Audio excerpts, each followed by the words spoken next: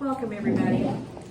I'm absolutely thrilled that you are here. About 2 weeks ago, I was having a panic attack because 7 people had registered, and I was thinking, oh no, what are we doing? What are we doing? So thank you all so much for being here. Some upcoming events you need to know about. The Fall Festival is this coming Saturday. Elizabeth, what are the times for that? With your mouth full. I'm so sorry. 11:30 to 3. 11:30 to 3. 12:30 is when the chili bunch will start.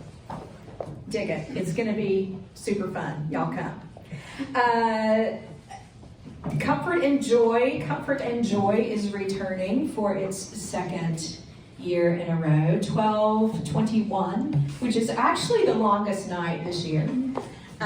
It will be as before, a labyrinth walk. The labyrinth will be available again all through Advent in the chapel. It will be open, of course, that evening. Sound bath with live music. And Brian and Karen are crafting another beautiful self-guided longest night liturgy that will be in the sanctuary. So that's happening. Coming up in the new year, the 21st of February, Nancy Fortenberry is going to lead a workshop on the Enneagram. So if you don't have any experience with that, you've heard about it and you're curious, or you've done it before and you want a deeper dive, Nancy has studied with one of the gurus of the Enneagram, Suzanne Stabile. And that's a name you should remember. Grab her books if you are looking for some advanced information on the Enneagram. That's coming up soon. We are recording this. None of you are on camera, so don't worry. Just wanted you to know.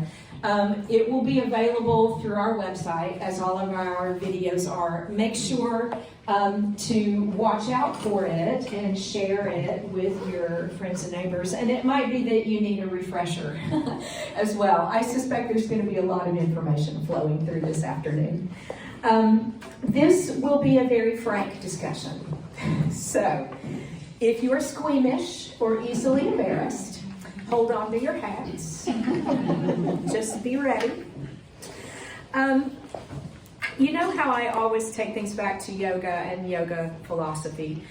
And it's common in yoga classes for the teacher to offer what's called a Dharma talk at the beginning of class. Dharma means your path, or your work, your vocation, the path of your life.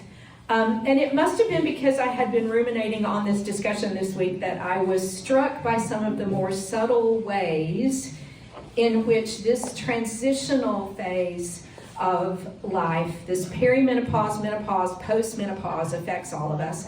And I was reminded of ideas in yoga philosophy and other traditions of impermanence, attachment, and the suffering that is caused when we attach to an idea or a time or an event that's no longer relevant for us.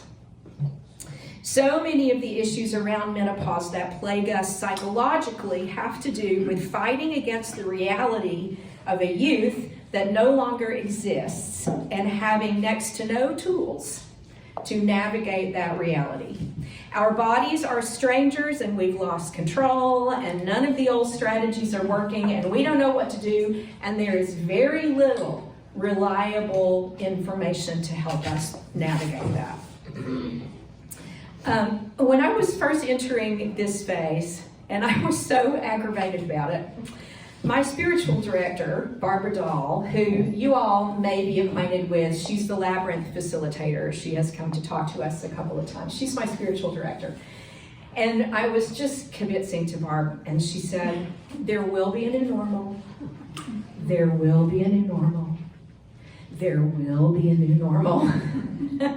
The Chinese, in the Chinese tradition, they refer to this time of life as second spring.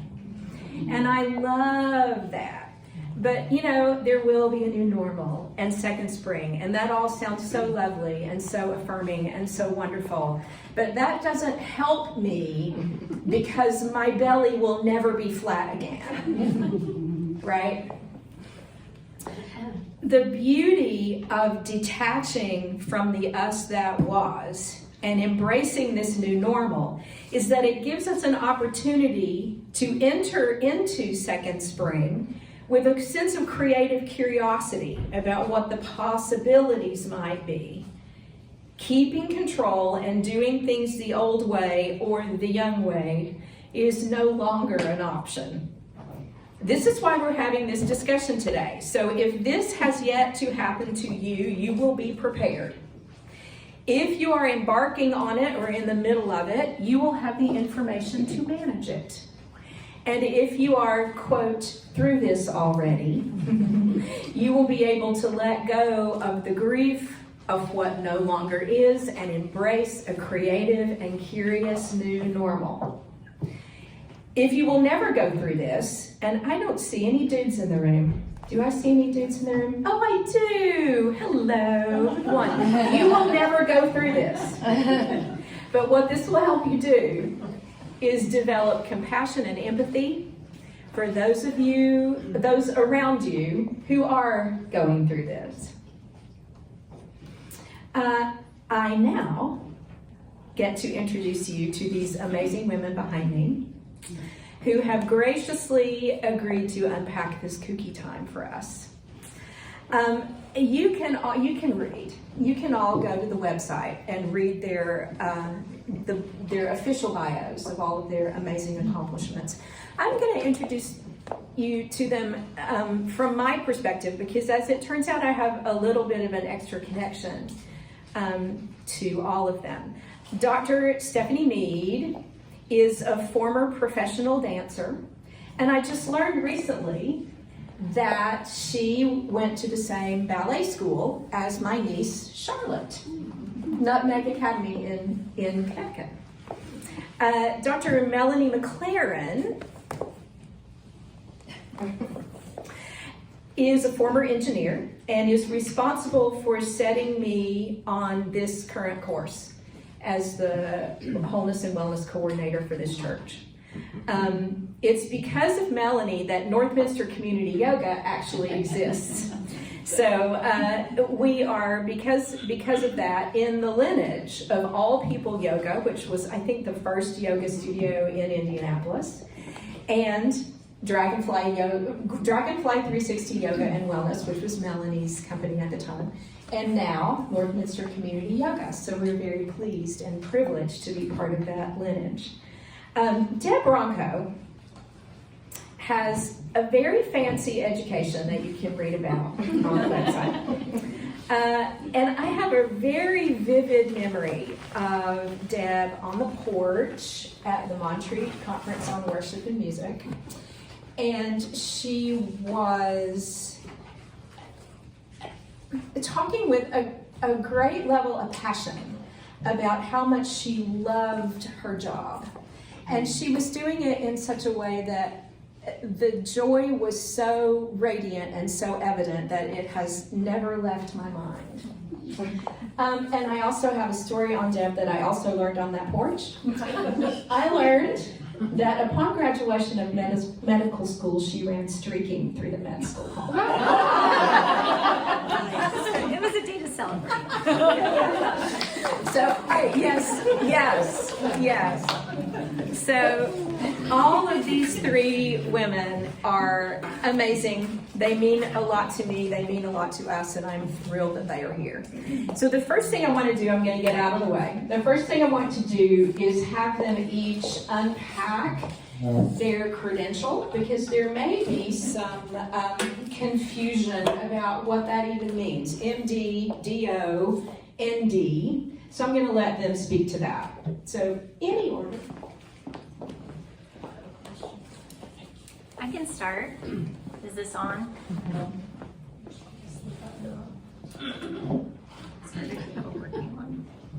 Is it working? Yep. Yes. Okay. I'm Dr. Melanie MacLaren.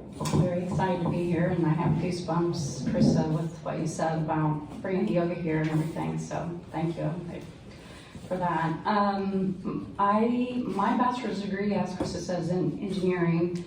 But I, in my 30s, started having a lot of chronic health issues, So I went to a naturopathic doctor and he helped me. And I just was so affected by that I decided to go back to school. So I changed careers, which a lot of times people will be like, that's a big change or a big difference, but I definitely use my engineering degree when I'm with patients because it's problem solving. I mean, you could use it for anything, really, so I still use that.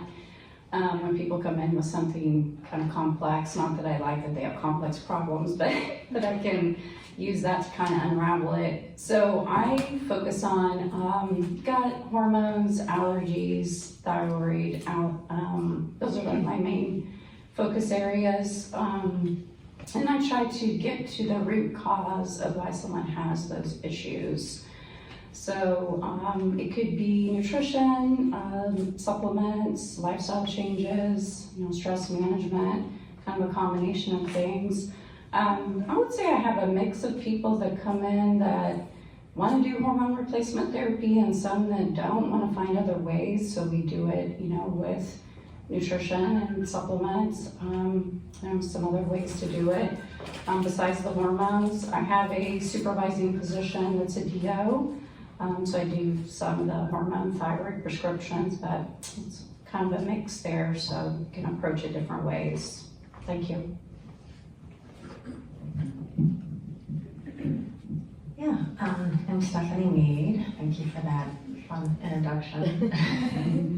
My ballet takes me back. Yeah, I'm a DO. It stands for Doctor of Osteopathic Medicine. MDs are physicians. I actually was trained right here in town at Marian University, College of Osteopathic Medicine.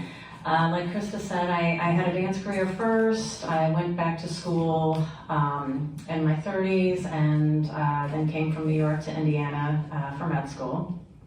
I did a family medicine residency, so I went away for that, and then I came back to the area last year because I just met a lot of great people here, including at the church, and I had a lot of good contacts, and I wanted to kind of, set down some roots. When I was in residency, I actually, partly because I was non-traditional, I actually was pretty severe perimenopause.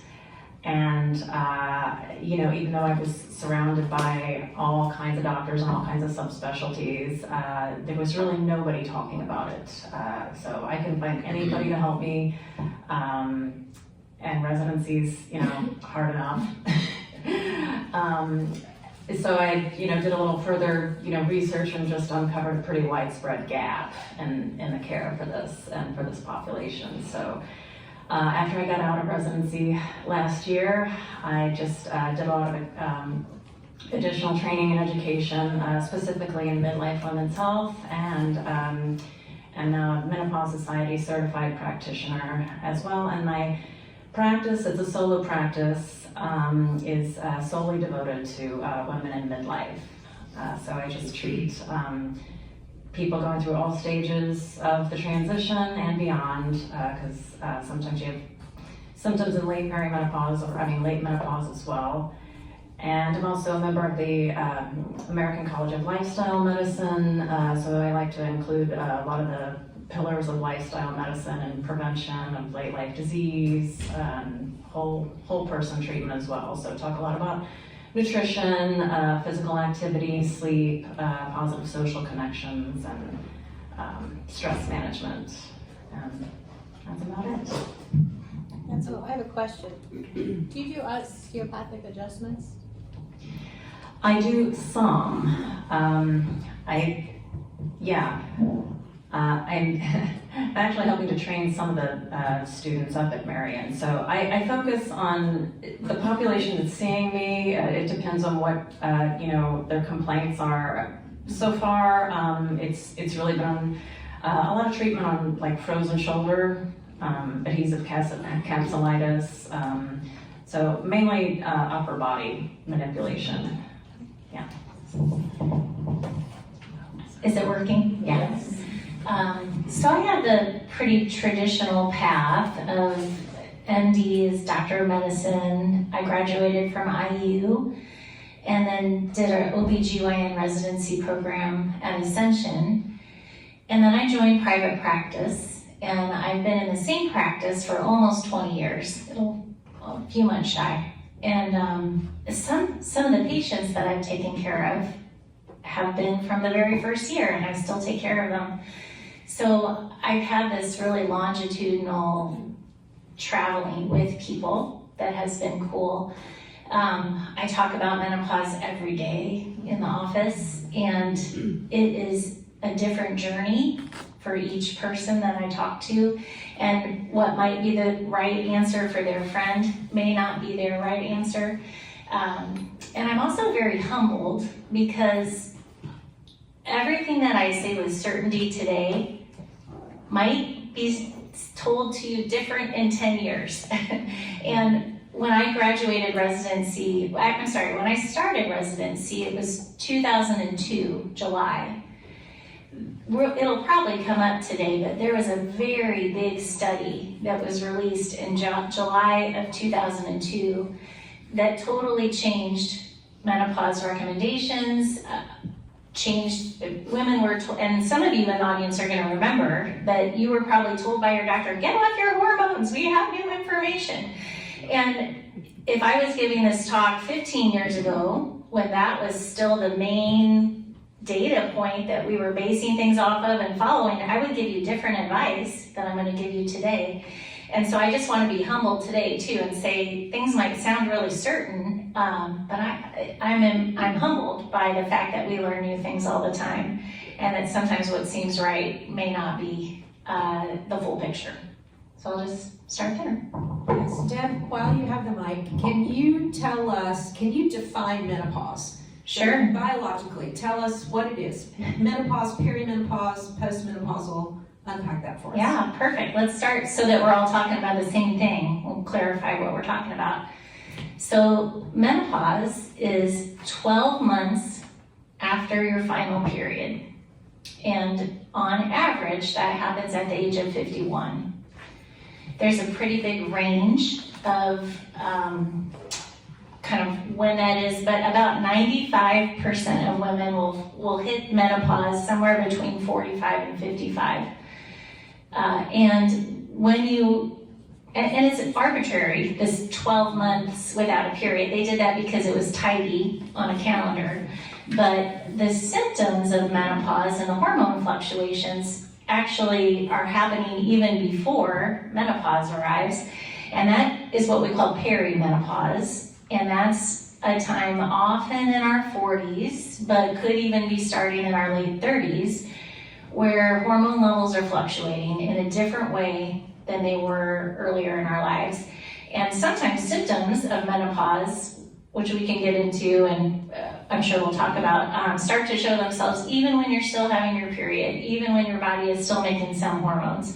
And then postmenopause is sort of that time after you've had 12 months without a period. And in today's United States, that might be a third of our life that we live in this postmenopause time, or maybe even more. And it's a time where we really want to try to help people stay, as vibrant and healthy and happy as they can be. So there's a lot of time spent, and it's worth thinking about. Are there things that we know or things we can do to be as healthy as possible during that time? Is it safe to say that in perimenopause, it's like everything happening at the same time?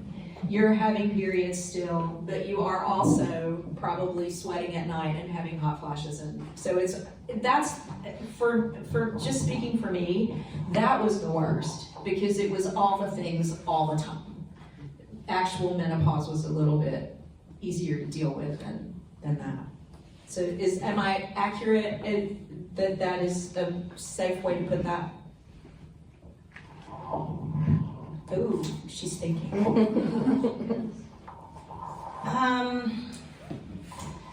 Yeah, I mean, when I look at perimenopause, we look at bleeding patterns that change, as well as symptoms. Hot flashes is one. A lot of women have hot flashes, not all. Some have different mood, cognitive, other sleep, different disturbances. It's definitely a different journey. It's not really a one size fits all, but yeah, there's certain things. I don't know. I don't really know how to answer the question because I'm not really sure what the question was. Well, in perimenopause for me, I was having menopausal symptoms at the same time I was still having periods. So I guess we should redefine. Yeah, every symptom you can have in menopause, you can absolutely have in perimenopause. So perimenopause, it has to do with the aging of your ovaries. So you're born with a certain set of oocytes, eggs, that only go down. You're gonna get to a point where they start slowing down and getting a little bit less viable. And that's kind of the physiologic reason for perimenopause. On average, I think Menopause Society say it's around 4 years, but I know for people it can last 7, 8, but it's, there's an early part of perimenopause and a late part of perimenopause, before menopause, but yeah, pretty much every symptom that you can have in menopause, you can have in perimenopause. One of the questions that I see on the note card several times is, how long can I expect to have hot flashes? Can one of you speak to that in a more specific way? Well, I think that's very individual as well, depending on the person. If someone is going to do hormone replacement therapy, generally those will be gone. That's the goal when you're replacing hormones. If not, I have had some patients come in that, they've been having hot flashes for years. I'm going, that before they sought help, or maybe because of the study, they prolonged it, and then now they're like, hey, I can do this now. So yeah, it can be a really long time, but I think you should not, if you're going long periods of time with those, there are things you can do that might not even be hormone replacement therapy so that you do not have hot flashes, because yeah, those are terrible. So, Can you talk about what some of those other things that we can do are? Yeah, well, I always make sure when someone comes in if their thyroid is working well, because that will affect your sex hormones as well, your endocrine system, and also your adrenals. So sometimes high cortisol, like someone has excess cortisol, which is a stress hormone, can also cause hot flashes. And if you're going through perimenopause or menopause, your sex hormones are declining, so your thyroid and your adrenals have to kind of pick up the slack. So by supporting those with, it can be diet too, dietary changes, definitely stress, who doesn't have stress, right? But find ways to manage that will help your adrenals, and then usually some supplementation or homeopathic remedies, so we can look at kind of the whole picture and see what's really driving it. Great. Deb, you were going to say something just a second ago. Do you have? I have some ladies in their 80s that still have terrible hot flashes, and it bothers their sleep, and it makes them feel anxious when they come, and it really bothers them. So it's not just something that happens only to 50-year-olds or 48-year-olds. On average, the last 7 to 10 years, just because you do have a lot of them in your 50s doesn't guarantee you're going to have them for the next 30 years.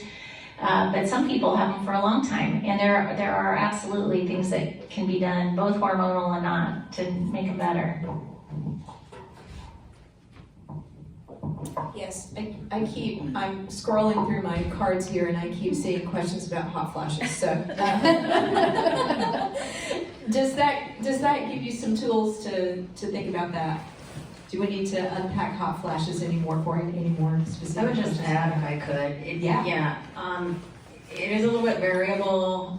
They can last, start sometime in perimenopause and extend through menopause, after menopause for some years. We see some differences in ethnic variations. They tend to last longer in African American women, a little bit shorter in Asian women. But I would just add, if you went through menopause and stopped having hot flashes at, maybe your upper 50s, and then you suddenly started having them again in your 70s, then I would not call that menopause. I would get that worked up. So I have one other thing. I do occasionally see patients that acid reflux is causing their hot flashes. So just FYI. Obviously, if you're going through menopause, probably, but if you have acid reflux, it also can trigger hot flashes. So just. Krista, I'll ask something else on that. I'm sorry? You asked for other questions on Yes. this? I have, so a couple of you guys have mentioned other solutions, but I'm pretty sure it's not eat more pizza. Is it blueberries, is it salmon, is it, what are some of the dietary or other? Sure. You're fine. Okay, so you were talking about other homeopathic or diet type of tools to address symptoms, and so I was wondering, like, specifically, what foods, what drinks, what supplements?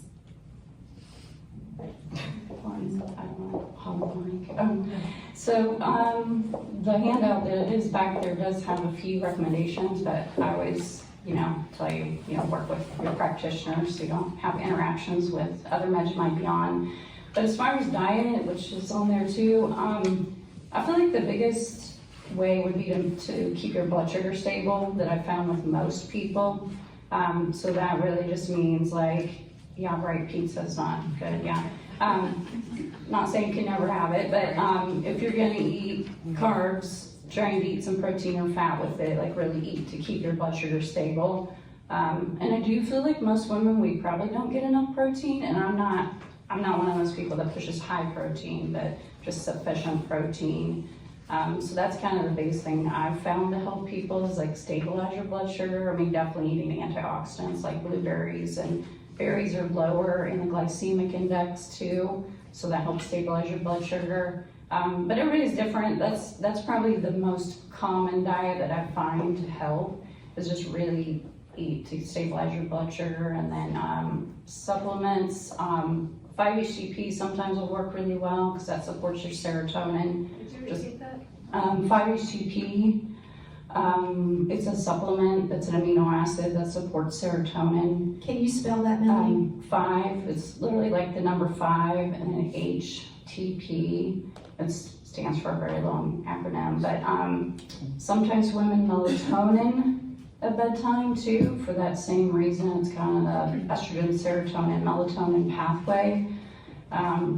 Collagen, which that's in the basket if you win. Whole body collagen sometimes is very beneficial. But yeah, so that's why we all treat women as individuals, because it can be different for people, but some ideas. So sorry. Can you say, well, can one of you, it doesn't have to be Melanie, say a little bit more about processed sugar versus natural sugar?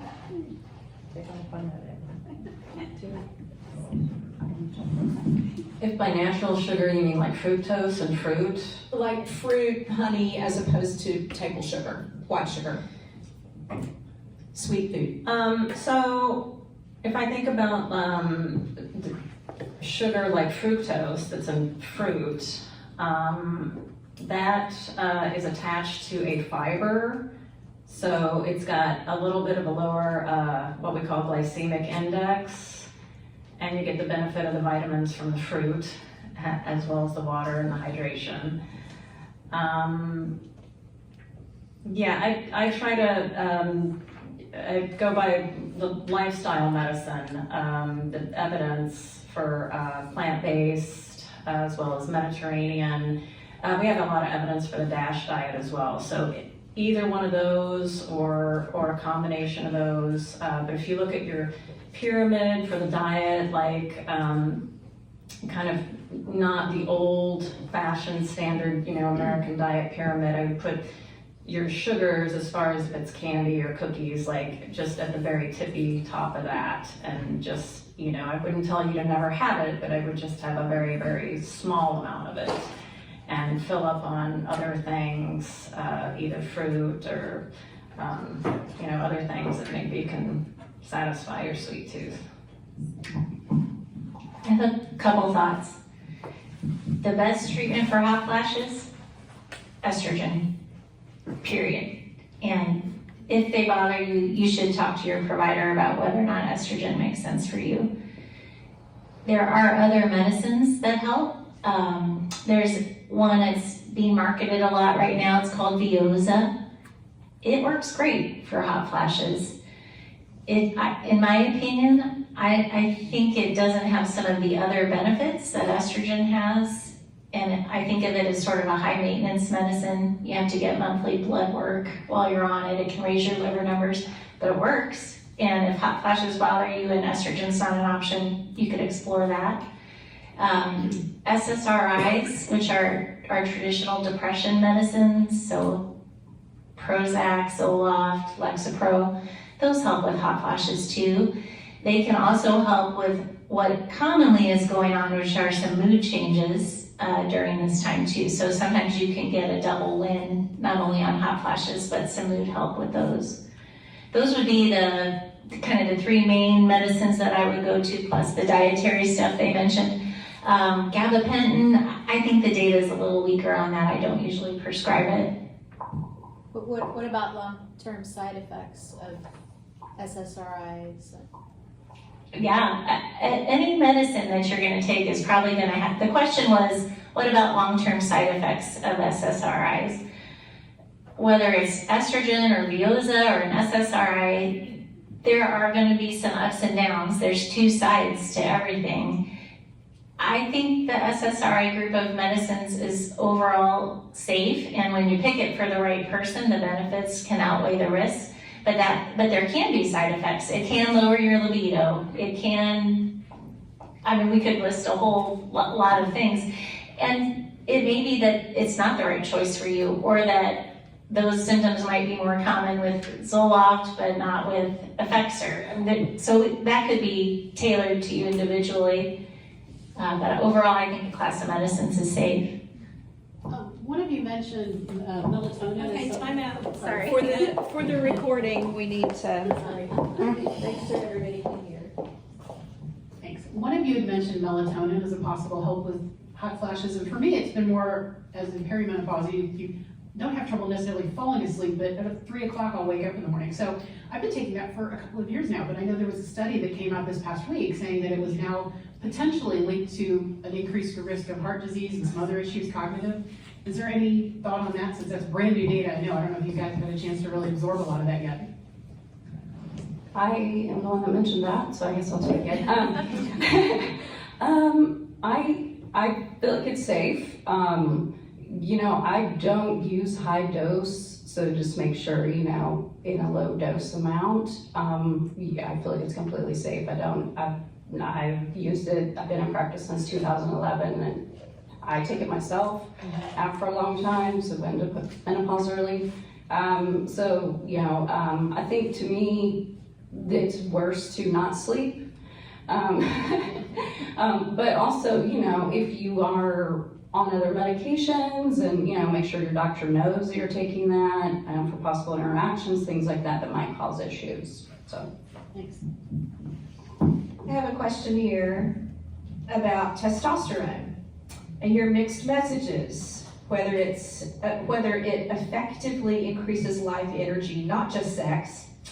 I'm also told it's not worth the side effects. So can you all speak to testosterone a little bit? I am happy to. I am so glad to get that question. We just had another Menopause Society conference, and this was discussed at length. There's a lot on social media about taking testosterone. We do not have any data that it supports energy or muscle mass. There's no data for those claims. Can it support your libido? Well, certainly. But But when I took biology as a pre-med, we also gave testosterone to rats of both males and females, and that increased sexual behavior of both. So you're going to get that if you shoot people up with testosterone. When people ask me about having a low libido or sexual dysfunction, I like to spend a lot of time looking at deciphering the cause, because if you're hot flashing and you're up all night, or you're having a lot of anxiety, or you're having mood disorders, then you're probably not going to feel like having sex. So I like to treat those first. If you're having genitourinary syndrome of menopause, so that's when the tissues and the vulva and the vagina are atrophying, they become very friable, can make sex painful, so I want to treat that. And a lot of times if we treat your other symptoms, the libido takes care of itself.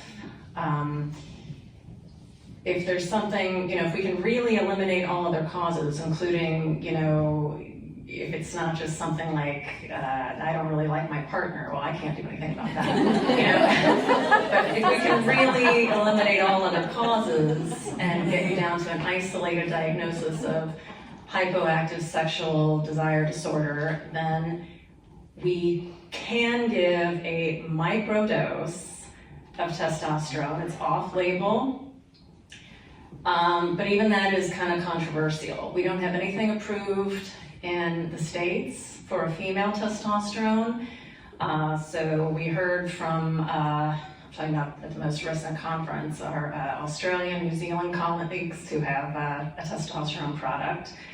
The formulation is a little bit different because it's formulated for women, and apparently our North American testosterone, because it's just for men, has chemical penetrators in it to make it, I guess the speculation is that it's a little more potent, it's getting to your tissues. So people were prescribing it off-label kind of as a one-to-one, like, oh, they do 5 milligrams in Australia, we'll do 5 here. And now we're kind of being told, well, we even think that's too much, you might be overdosing them.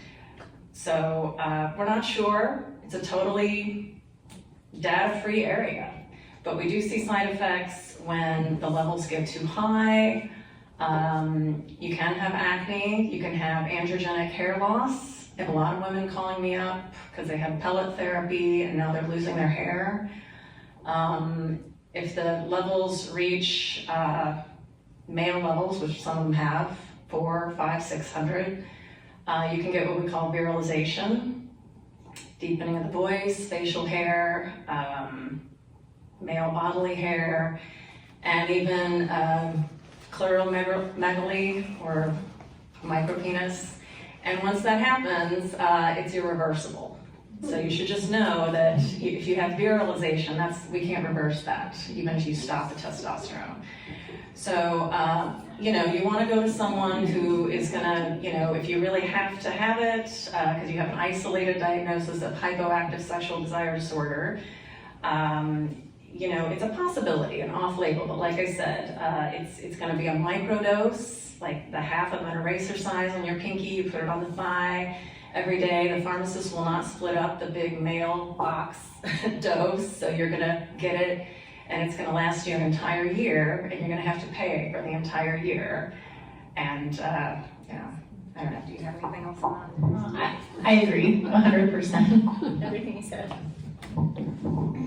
Yeah, I do use testosterone with women, but it's a very low dose. And I use compounding pharmacies for most of those, since there is not really there is one, like you said, that you can prescribe, but it's for men, so it's a super high dose. So with the compounding pharmacies, I'm doing like a very, very small amount. And that's usually in combination with progesterone and probably estrogen too. But not everyone, like you guys said, I feel like not everybody needs it. Yeah. Stephanie, you threw out a couple of terms here I want you to explain a little bit more. So you said something about pellet therapy. Is that what I heard? Can you tell us what that is? Sure. It's not used in the medical community for a good reason. We're seeing this a lot. Some fringe, practices offering, advertising hormones, and it's a proprietary. Someone created a testosterone in pellets. They're injected subcutaneously in the buttocks, and they're made to absorb over time, and we don't have any control once they're in, and it's led to some bad stuff. People overdosing on those very high ranges, as I've said, even had to get plastic surgeons involved to go in and try to dig them out because it's caused some problems. Not everybody, you might be lucky, but I don't know if you want to risk that. And you said something else, I call it the phantom UTI, but it's when vaginal discomfort, when the tissues start to atrophy, it can mimic the symptoms of a UTI. So can you, one of you, or all of you, talk about that a little bit? I'll take that one. So we have estrogen receptors, as Stephanie said, in the vulva, the vagina, the urethra, the bladder wall. And when estrogen levels fall, blood flow to those areas falls, the thickness of the tissue thins, it becomes more fragile, more easily irritated, and exactly what Krista mentioned, that phantom UTI, you can get this irritated, kind of itchy feeling in any of those places, including your bladder, so you can have a change in your like just feeling like, gosh, I just have to go again. Frequency and urgency, but there's no bacteria inside your bladder. It's simply the changes of menopause. Also, the vaginal tissues, they're not going to be as stretchy, they're not going to be as strong. It can make sex feel different, but it can also just make you feel kind of irritated just going about your daily life and wiping with your toilet paper. Vaginal estrogen and there are a few other nuances, but basically vaginal estrogen reverses that, and it's incredibly safe. And there are very, very few patients that I would say are not candidates for that. So even if you're 75, even if you're 70, these are safe ways to deliver estrogen locally that reverses those menopause changes and can make people feel a lot better. If a postmenopausal woman is getting actual UTIs where she has symptoms of a UTI and sure enough her urine culture is positive, you can actually decrease the likelihood or decrease the frequency of getting UTIs by giving some vaginal estrogen as a preventive dose, because it helps with blood flow and just tissue health in general. So yeah, it's a real thing. I think people get embarrassed about talking about it, and so it's changing. Women talk about it, and Instagram talks about it. A lot of places talk about it now, but I think 20 years ago people just sort of kept silent about it. Yeah, I would like to add, actually, the American Urological Association came out this year with a statement about genitourinary syndrome of menopause and endorsing the use of vaginal estrogen. So just, to be clear, vaginal estrogen is safe. There's no systemic absorption. They recommend it for the prevention also, as well as, treatment. So if you're, and this is basically due to the fact that, you age, you get older, more UTIs, this can actually be a big problem, sometimes even sepsis. So if you keep those tissues healthy, you keep the vaginal flora healthy, you're gonna reduce your likelihood of getting UTIs, and that's gonna help your overall health. Yeah, I totally agree with all that. Have women just really suffering, and you shouldn't suffer with that. Absolutely not.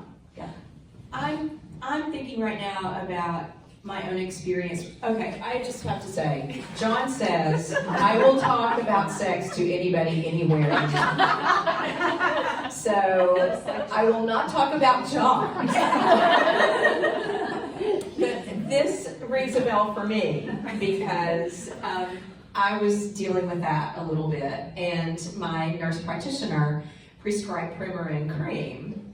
And it got to the point that it was feeling a little harsh for me. It was a little chemical for me. So I asked Melanie, and she was able to have something compounded for me. So I was actually going down another road there, but that just anecdotally, sometimes the compounded medicines can feel a little bit more gentle on your system. And again, that is, you all speak to that. I mean, this is another just really individual thing. I will also say the difference, my insurance, and I want us to talk about what's covered by insurance and what is not covered by insurance. We're gonna get there. But the primer and cream was covered by insurance, but the insurance company would much have preferred that I do a full hormone replacement therapy because they'll pay for that.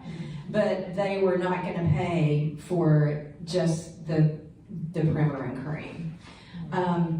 So they did end up paying, a nickel or two, but I was still paying a couple $100 every prescription for that.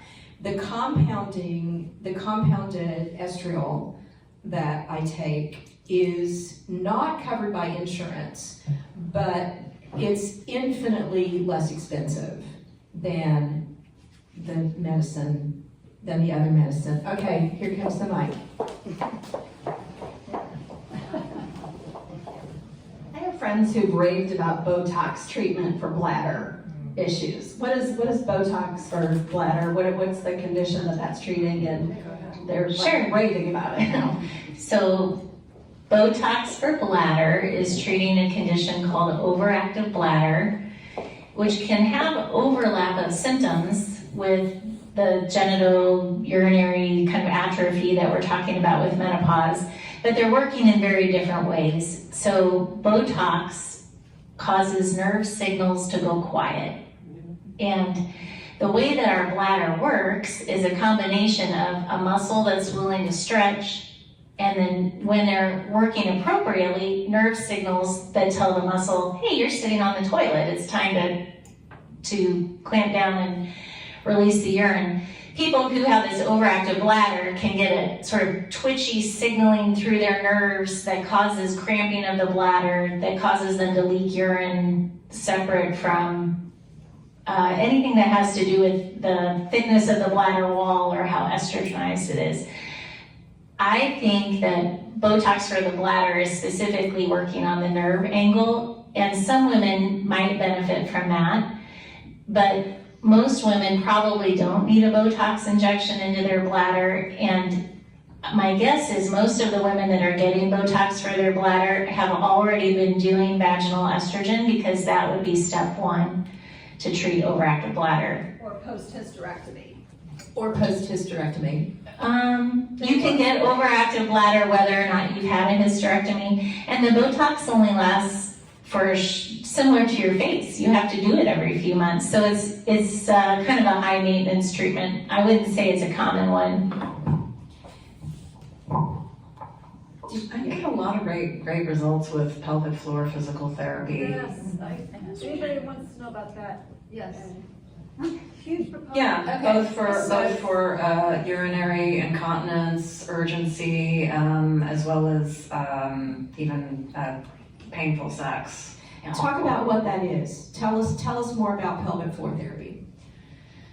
Yeah, so sometimes the muscles of the pelvic floor that's kind of surrounding the base of your pelvis, sometimes the tone gets a little bit, dysfunctional. It's either hyper or hypo. It's kind of like it's not really behaving, the way it needs to.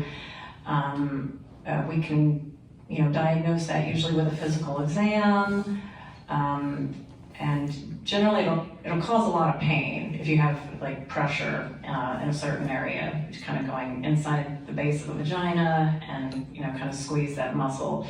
It'll just cause a disproportionate amount of pain. But there's pelvic floor physical therapists who help with lots of different exercises, breathing. I think it's pretty widely used. I've had a lot of success with it for both urinary issues and pain with intercourse. I will speak to that from a yogic perspective. There are free yoga class passes back on the swag table. There's an awful lot that we do in yoga that is specifically targeted to strengthening the pelvic floor. And I know that I do that regularly in my classes. It's also not uncommon to have uneven strength in the pelvic floor. So maybe one side feels nice and strong, but the other side is not. So I recommend, yes, absolutely. Okay. I was going to advertise for you. I send a lot of people to pelvic floor physical therapy. I've been myself as a patient. It helped me. I went to Krista's yoga class one time. At the end of class, I walked up and I go, Krista, that was exactly what they would have you do at a pelvic floor physical therapy class. She goes, I know. And it's probably cheaper. Okay, question here. So I've read that that blood tests are not necessarily accurate about your hormone level, but yet that's what my doctor's given me. I'm just curious what you all use to kind of determine where women are, or if you do, and just what you recommend in that area. It really depends. If a woman is, it depends on what your goal is. In perimenopause, they are almost useless. If I checked you at different days of the week, I'd get a different number. It's just a snapshot because it's just changing all the time. So generally, I will go by the bleeding patterns and the symptoms, as well as the age range.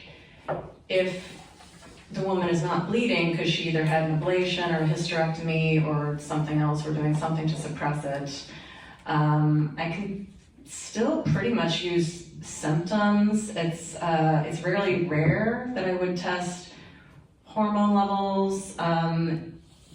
If I needed to, it would be because I just wanted a little bit of an idea of whether she's kind of where she is in the process, or if there's something going on. I might sometimes look at AMH, anti-Malarian hormone is something we sometimes can use, because if it's low, that could, but usually it just confirms what we already know. So typically they're really not helpful. If it's somebody who may have already gone through menopause, but we don't know when it happened because, like I said, there was a hysterectomy or an ablation or something, and sometimes I just want to, get confirmation on the fact that, okay, you're definitely, in menopause, then we can look at something like that, and that might help inform. But otherwise, it doesn't really, I can't say it really changes our treatment very much. I have a couple thoughts on that. I agree. For most patients, their symptoms and their exam and their goals, what bothers them and what doesn't, are much more what I use to decide, do we need to go higher or lower on your medicines or on your plan. I order levels once in a while.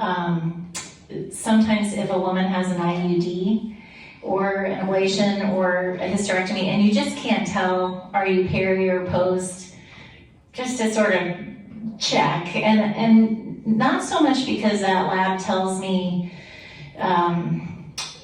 what I need to do with their medicines, but if you really are kind of in this, I don't make estrogen anymore, my hormones are sort of permanently low going forward, that has real implications for your bones. So sometimes I like to know where you are, just to be able to add the bone talk and just factoring in, do I need to protect your bones, or are you still making estrogen enough that I don't have to worry about your bones yet? So that would be one time.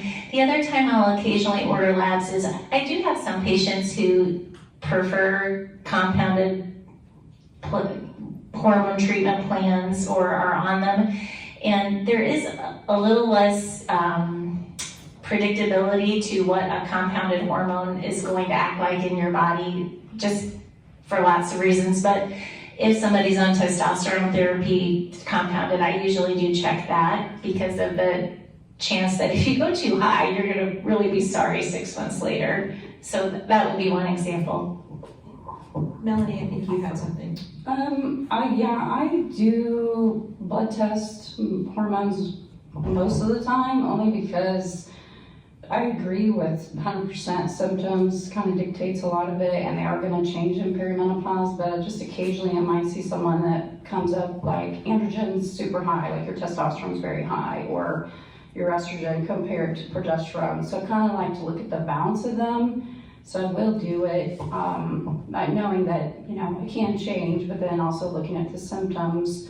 I do also do, it's a urine test for your hormones that will look at the metabolites to see if you're kind of converting into some, bad estrogens, you could say, or picking those up from the environment. But I would say most of the time I do blood. But yes, that 100% symptoms, listening to the patient, like how they're doing to tailor the treatment. Oh, Mary, yes, your hand was up just a second ago. Back to vaginal atrophy. I saw a functional medicine nurse, and she prescribed over-the-counter DHEA. It's a precursor to estrogen, I think, but topically, locally. So it's very different if you take it orally. But a 5 milligram, a cheap 5 milligram DHEA vaginal suppository totally healed the thin skin, the burning, the painful sex. I mean, I was just like, I wanted to cry. Yay. Melanie, can you talk about DHEA? Yeah, so that is an adrenal hormone. Downstream can convert to estrogen and testosterone. And you're right, it is over the counter. Vaginally, did you say she prescribed the vaginal? Yeah. Yeah. So that is something that can be compounded and prescribed to be used vaginally. That can also help because it is helping your estrogen a little bit as well. Sometimes I might mix that with someone's hormones too, like if they're doing some estrogen, but I feel like they get a little bit more with adrenals. But yeah, that's great. Thank you for saying that, because we did not mention that, but that can be beneficial too. Agreed. So vaginal estrogen is sort of the big umbrella term that we use to treat the vaginal atrophy, but there are also some FDA-approved versions of DHEA. And I think of it a little bit like skincare products. Krista mentioned that she was on one type of vaginal estrogen that seemed to be irritating, so she switched to another. I think there are ingredients in various preparations where one person might just be more sensitive to it than the other, similar to, I love this sunscreen, and somebody else goes, actually, I think it irritates my skin a little. I prefer this other product. So there are DHEA versions, there's estrogen. They all get converted to estrogen in the vaginal tissues, and the estrogen is what really fixes the problem. But yes, there are different ways to deliver it, and you can do compounded or FDA approved. There's a lot of choices out there. Question here? Hi, I'm Ellen. I want to ask the audience, does anybody get more than 5 hours of sleep at night now that you're past menopause? Yes. How do you get more sleep? It started when I began menopause. I can't sleep more than Yeah, sleep is huge. Well, the first thing, when the women talk to me about not sleeping, a lot of times it has to do with the hot flashes or being woken up for that. So we treat that. If there's no hot flashes, then we look at other things. It is pretty common, I think somebody else mentioned it, I can fall asleep, but I wake up after 3 or 4 hours. So we call that the WASO, wakefulness after sleep onset. This is pretty common, just not being able to stay asleep. So I won't even insult your intelligence by talking about sleep hygiene. You've probably heard about it. You want to turn the thermostat down as long as, as low as you can tolerate it. You want to keep electronics out of the bedroom, no alcohol or caffeine within 8 hours of sleep, things like that. You want to have a really sombering environment, of course. You want to address your stressors, physical activity not too late in the day. But other than that, even though it's not, it's a little bit of an off-label use, I actually will sometimes give some micronized progesterone to help women with this. The pill? It comes in a capsule form. Yeah, it's a chemical structure that your body makes, but it has really sedative effects. It's an anxiolytic. People are talking to me about waking up and anxiety, or I'm just worried, things like that. I find that it often does help them quite a bit. There's of course other medications, but I'm not a big fan of the other sleep medications. I like to push lifestyle, and but I do find that sometimes the micronized progesterone helps quite a bit. Yeah. Melanie, how about magnesium? Yeah, I don't know if you've tried, you might have tried everything already.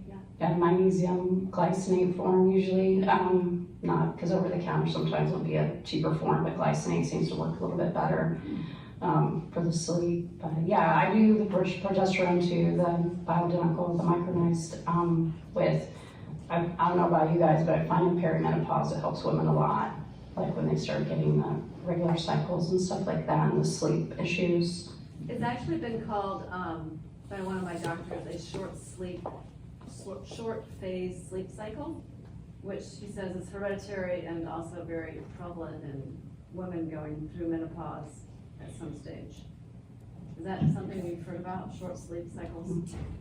No, I haven't personally, and I can speak, but I still think it doesn't mean, that doesn't mean you can't do anything about it. Thank you. I've heard the word hysterectomy come up a couple of times. Can you all, first of all, just tell us, we have young women in this, very young women in this audience, so can you tell us what is a hysterectomy? And if you have had one, what do we do? So hysterectomy means removing the uterus, and that's all it actually means, but often also the uterus, the cervix, and the tubes. There are slight different variations on hysterectomy. When I started my residency, about a third of women got a hysterectomy at some point in their life. The rates are a lot lower now. We have other things to help people with things like fibroids, heavy periods, etc. So fewer hysterectomies happen now than they used to, but about a third of women in the age group 50 plus would have had a hysterectomy. You don't have a period anymore because the period is from the shedding of the lining of the uterus. But if your ovaries remain in your body, then you still make the hormones until you don't when you have a hysterectomy. So sometimes in the kind of the lay world, a woman will say, I had a total hysterectomy. And usually what she means by that was they took all of my inside parts out, including my ovaries. But when an OBGYN or medical person talks about a total hysterectomy, it doesn't imply anything about the ovaries. It just means that the cervix and the uterus came out, not just the uterus. Thank you. What do we need to know about hormone replacement therapies or various such things as that if you've had a hysterectomy? So if you've only had your uterus removed, then your ovaries, we can presume, are still working. So I would treat you like anyone else. When you start having symptoms, I can evaluate for hormone therapy or not, based on your preference or whether you are a good candidate. It is a totally different story though if there's been an oophorectomy. If you've had ovaries removed because of, a cyst or cancer or something, then we generally like to do hormone therapy right away for that. Okay. Another special circumstance, I know that breast cancer treatments will send a person right into menopause, or that's the common parlance for that, I think. Can you talk about that a little bit? what that might be, what that might look like if you are in breast cancer treatment. I'll start, but I'm happy to get other points. So often, the chemotherapy that is used will trigger menopause and cause estrogen levels to fall. I actually kind of want to back up a little bit from your question, and one of the main reasons that women choose not to have hormones, or if they are deciding to take some hormones, what they're probably most nervous about is this going to cause breast cancer in my body later on? So can I just address that a little bit?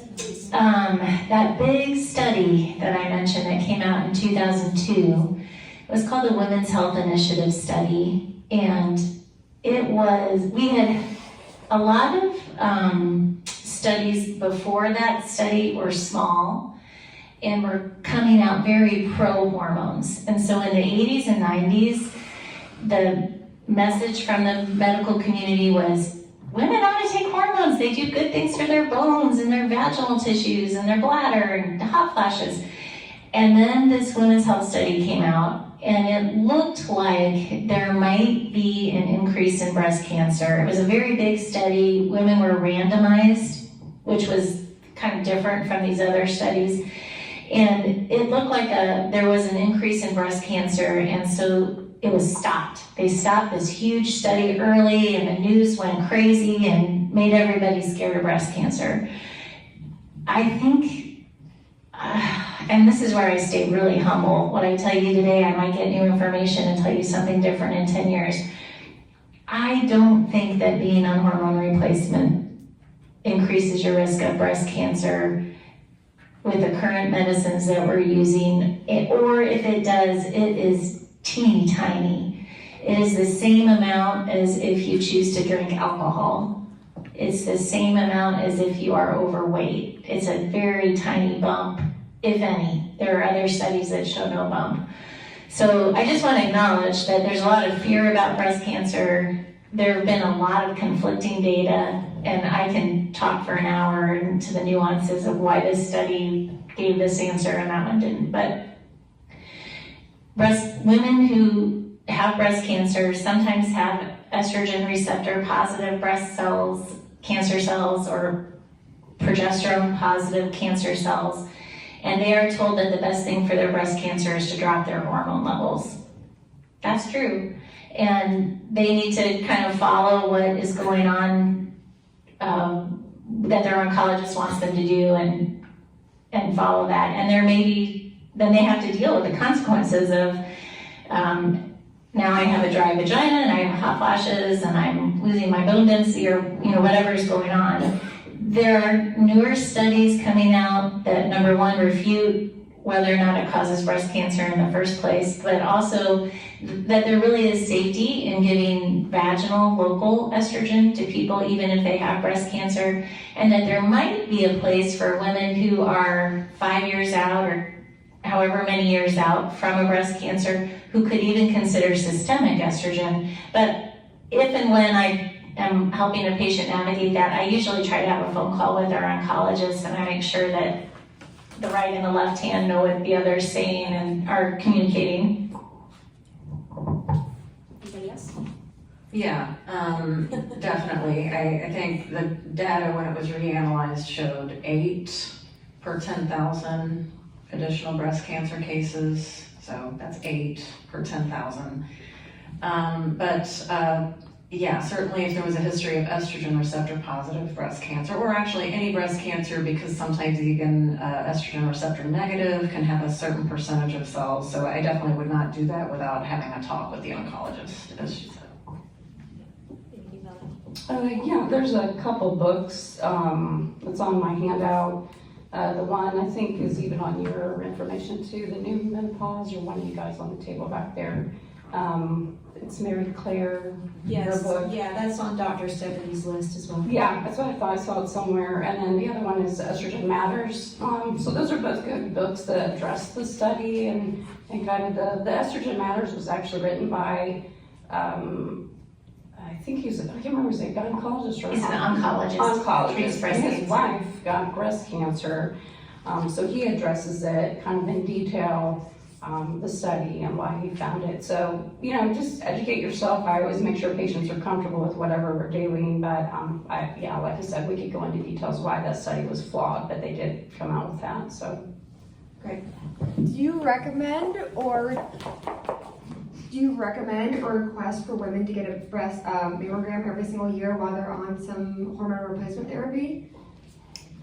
I usually tell women whether they're on hormone therapy or not, just get a mammogram every year. So yeah, especially if you're on hormone therapy, I would. Yeah, agreed. I do it every single year, regardless of the USPSTF. I think that was a conservative guideline to do it every 2 years. I think every year is the best. Yeah, data. How about pap smears?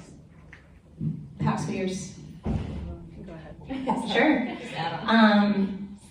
Depending on your age, you were probably told, if you were on the upper half of the age group here, you were told emphatically, you need a pap test every year. You were told that for a long time in your younger years, and now the guidelines have changed and paps are being recommended less often.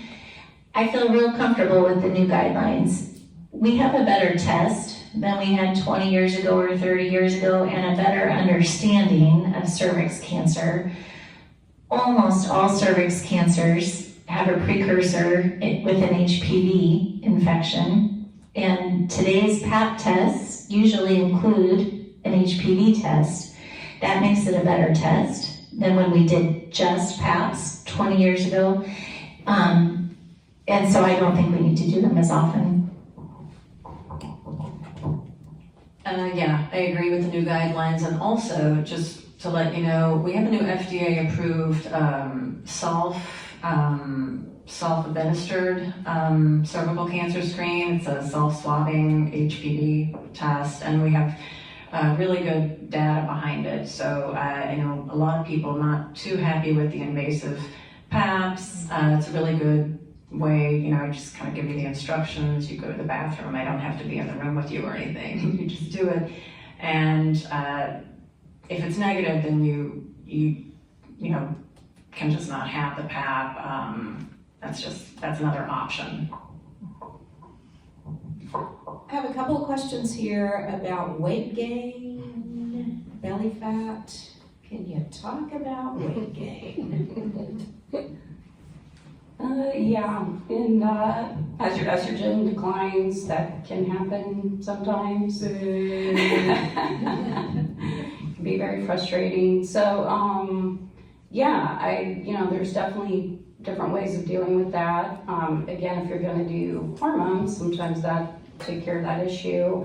But yeah, there's more than one way to deal with that. Some of the other things I talked about, even DHEA sometimes as a supplement, oral supplement, again, working with your doctor can be beneficial for that, but that's basically why that happens, yeah. Ditto, hair loss. Can you talk about hair loss? There can be a number of reasons for the hair loss. Make us feel better. Yeah, it really depends on what type. There's scarring, non-scarring, sometimes there's an autoimmune component. I'm not really, I tend to get derm involved depending on, it's not really a straightforward thing unless they're taking a medication that we can easily attribute it to. I am experiencing my own hair loss. I mean, just sometimes I forget to clean it up in the shower after I get out, and he goes, "Deb, is that all from one shower?" And I'm like, yeah. I think it's a natural part of the aging process, and the 20-year-olds who just have those luscious, full heads of hair enjoy it. I don't think. I think it's just part of life. Even honestly, sitting in church, you get to look at people sometimes who are older than you are, and you're like, oh, look, like, it's not the same as being 20. Their hair is different. I think the data on whether estrogen can reverse that or make it better is kind of flat. I don't think your estrogen going down helps your hair, and it probably somewhat contributes to hair loss, but I think there's a lot that goes into our genetics and our everything about how full our head of hair is. Yeah. Anything else on that? Can I ask a quick question? So in the kind of realm of what happens when you have less estrogen, so there's nothing we can do about the crepey gross skin, right? I mean, the lizard skin kind of thing where it doesn't matter how much like body oil or how much like high-end lotion I put on myself, 2 hours later I'm going to be scrappy skin. Just checking. Well, if you're, replacing hormones, sometimes that will help to some degree, obviously, but making sure you're getting enough fats, especially omega-3s in your diet. A lot of people don't eat enough like fatty fish. You can also get it through like hemp hearts, some in eggs, but that can help, and also or else take like an omega-3 supplement if you're not loving fatty fish 2 to 3 times a week. Collagen sometimes as a supplement. I've had patients say that really helped their skin. It's kind of, some people do. So those are like a couple things that found like possibly can help with that. I would say probably the omegas, like the fats, probably make the biggest difference with kind of the dry, feeling that people get. There are a couple questions here about general health. Specifically, what can younger women do right now to get in optimum health, to swim through this easily? Good luck. And just in general, what can we do to optimize our health now and forevermore? That's where I start talking about lifestyle medicine. Go for it. I think I mentioned before, I talk a lot about nutrition. I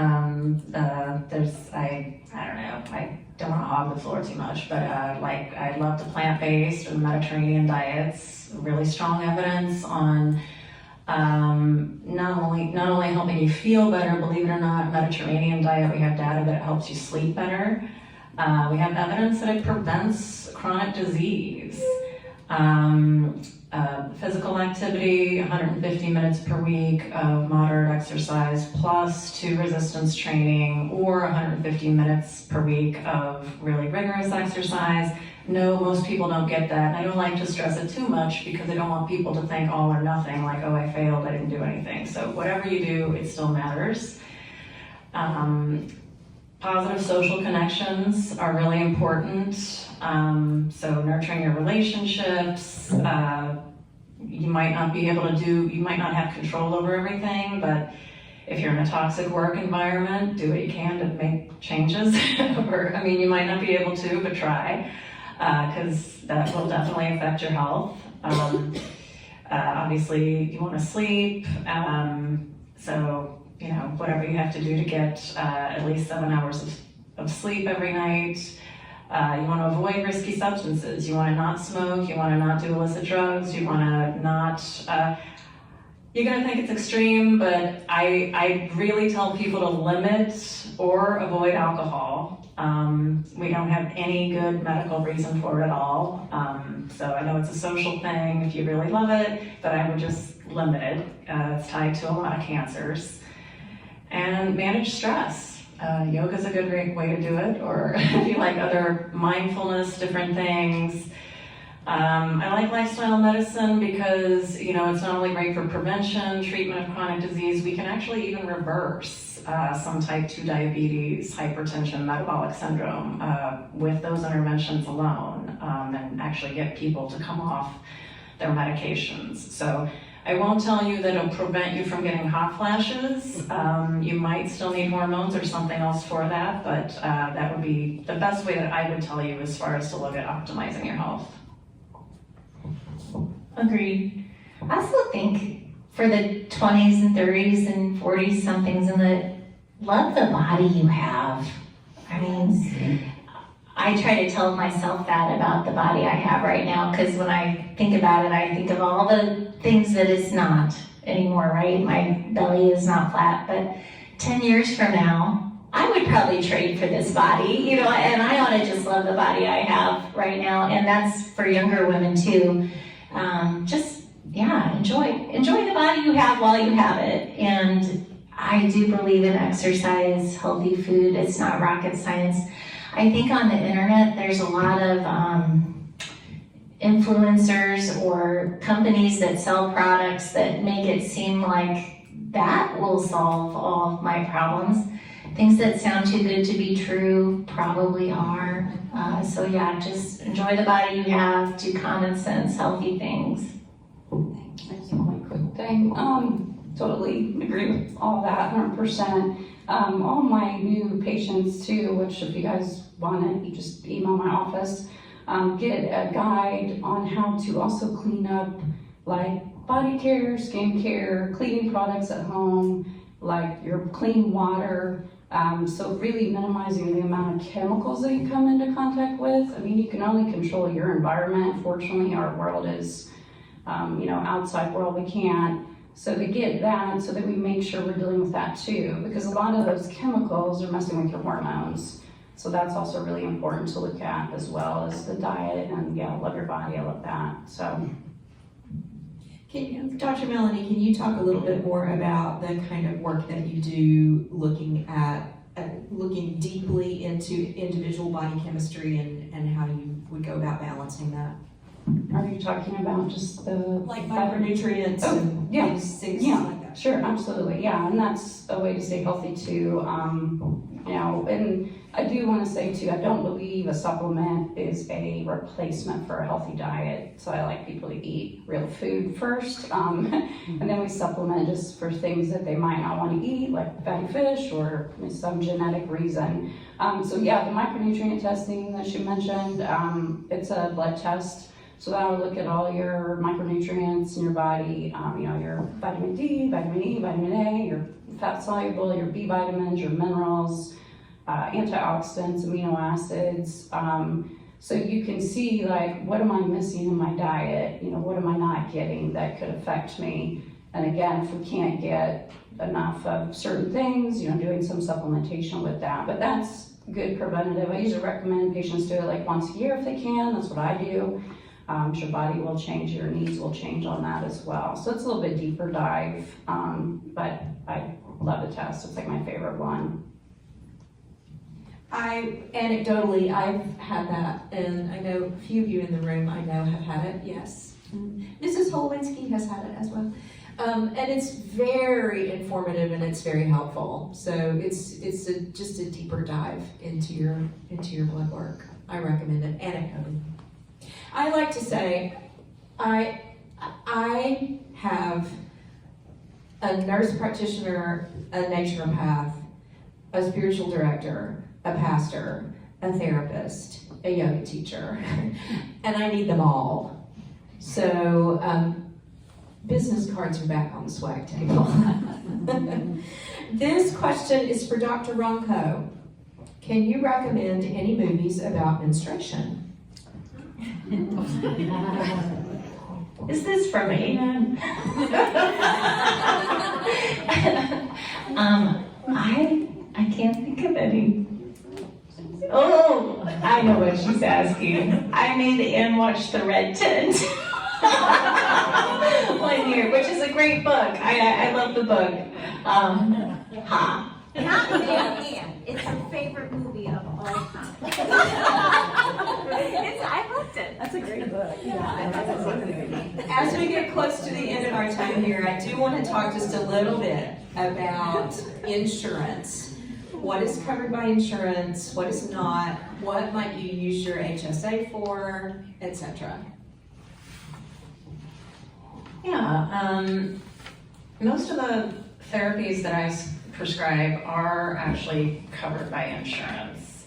Most of the, I prescribe FDA approved hormone therapies, as well as, I know Dr. Ronco talked about Veoza, that's a new one. That one takes a little work because there's usually a prior auth because it's new, but So sometimes they might put up a little bit of a fight there, but I don't know, have you gotten that one approved? So we can get approved. Also, I'm not plugging, but I like to use Mark Cuban's pharmacy. It's cost plus.